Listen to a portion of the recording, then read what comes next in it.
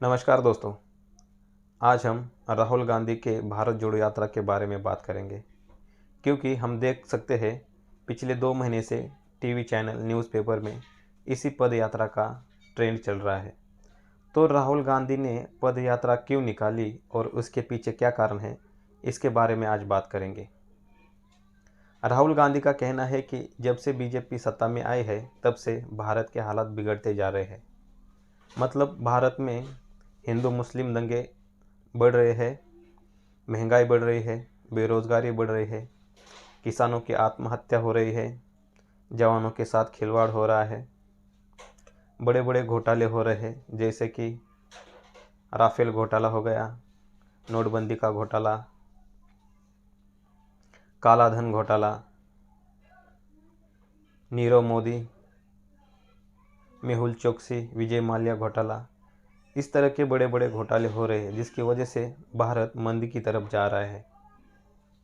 राहुल गांधी जो बोल रहे हैं वो सच बोल रहे हैं, मगर जब कांग्रेस सत्ता में थी तब कांग्रेस धुले हुए चावल की तरह स्वच्छ थी क्या? कांग्रेस के समय में बेरोजगारी नहीं थी?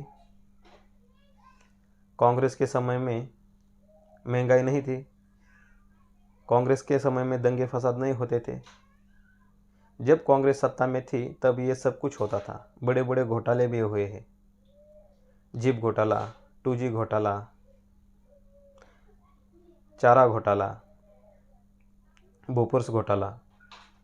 ये बड़े बड़े घोटाले किए थे, जिसकी वजह से भारत के लोग परेशान हो गए थे, बेरोजगारी और महंगाई से तंग हो गए थे, जिसकी वजह से 2014 में बीजेपी की सरकार आई थी। तो जब कांग्रेस सत्ता में थी तब कांग्रेस ने भारत की लूट की। अब बीजेपी सरकार सत्ता में है तो वो भारत की लूट कर रही है। तो राहुल गांधी को इससे तकलीफ क्यों हो रही है? अगले 10-15 साल में उनकी सत्ता आएगी, फिर से सत्ता में आएंगे। तो राहुल गांधी ये पद यात्रा क्यों निकाली है? इसके पीछे बहुत बड़ा कारण है, और कारण ये है कि जब कांग्रेस 2012-13 में सत्ता में थी तब बीजेपी को ये मालूम हुआ था कि कांग्रेस पिछले 20-25 सालों से ईवीएम मशीन में घोटाला करके सत्ता में आ रही है, और अगले साल मतलब 2014 का चुनाव भी वो ईवीएम में घोटाला करके जीतने वाली है। मतलब 2014 का चुनाव भी बीजेपी जीतने वाली नहीं है। जब ये बात बीजेपी और उनके नेता को मालूम होती है तो वो कांग्रेस के खिलाफ आवाज़ उठाते हैं और कांग्रेस को भारतीय लोगों के सामने एक्सपोज करने की धमकी देती है, और वो कांग्रेस के खिलाफ आवाज़ उठाते हैं, जिसकी वजह से कांग्रेस डर जाती है। उन्हें ये लगता है कि हमारा ये घोटाला भारत के सामने आ जाएगा और हमारी सत्ता भी जाएगी, आगे चलकर हमें जेल भी हो जाएगी, जिसकी वजह से कांग्रेस कुछ भी करने के लिए तैयार थी, मगर बीजेपी सुनने के लिए तैयार नहीं था। तब कांग्रेस ने सोचा कि हमें आरएसएस मतलब राष्ट्रीय स्वयंसेवक संघ के सिवा कोई पर्याय नहीं है।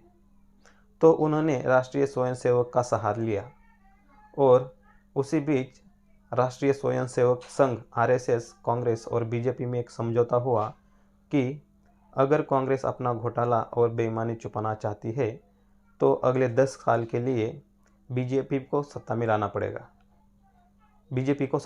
पड़ेगा, और उसके अगले 10 साल के लिए कांग्रेस सत्ता में आएगी। मतलब इस तरह से हर 10 साल के लिए कांग्रेस और बीजेपी भारत पे सत्ता करेगी, भारत की लूट करेगी। इस पर कांग्रेस ने अपनी सहमति बनाई, जिसकी वजह से 2014 में बीजेपी सत्ता में आई थी। मगर आज बीजेपी ज़्यादा अग्रेसिव होती हुई दिखाई दे रही है। मतलब आज बीजेपी की नीयत बदल गई है और वो 2024 के इलेक्शन में भी सत्ता में आना चाहती है।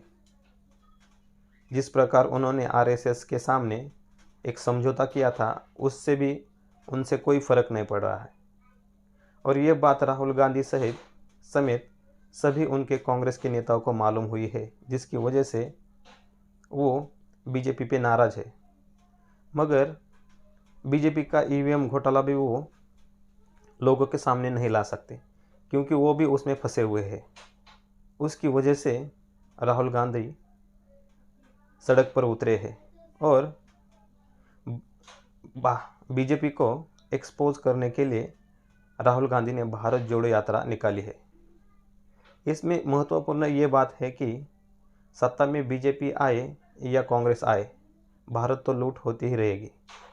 भारत को ये लूटते ही रहेंगे जब तक कि सत्ता में परिवर्तन ना हो, क्योंकि जब तक सत्ता में एक ही पार्टी आती है, एक ही दल आता है, तो वो उस देश को लूटने का काम करते हैं। हम देख सकते हैं,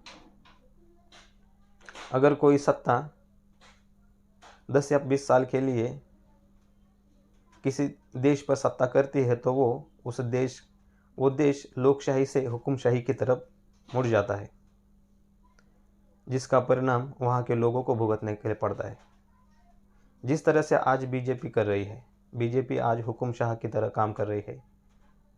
किस तरह से उन्होंने सरकारी मालमत्ता, सरकारी एयरपोर्ट, सरकारी रेलगाड़ियाँ सब बेची है, ये हुकुमशाही का प्रकार है, क्योंकि लोग उसका कुछ भी कर नहीं सकते। इसकी वजह से लोगों को अब जागरूक होना पड़ेगा और एक तीसरे बड़े दल का निर्माण करना पड़ेगा, क्योंकि भारत एक बहुत बड़ा देश है, 140 करोड़ उसकी जनसंख्या है, और इस इतने बड़े देश को चलाने के लिए सिर्फ 2 दलों पे डिपेंड रहना एक गलत बात होगी। तो लोगों को जागरूक होकर एक तीसरे बड़े दल का निर्माण करना होगा। आज के वीडियो में इतना ही कहना चाहूँगा। अगर ये वीडियो पसंद आई और जानकारी महत्वपूर्ण लगी तो इस वीडियो को लाइक और शेयर ज़रूर करें। धन्यवाद।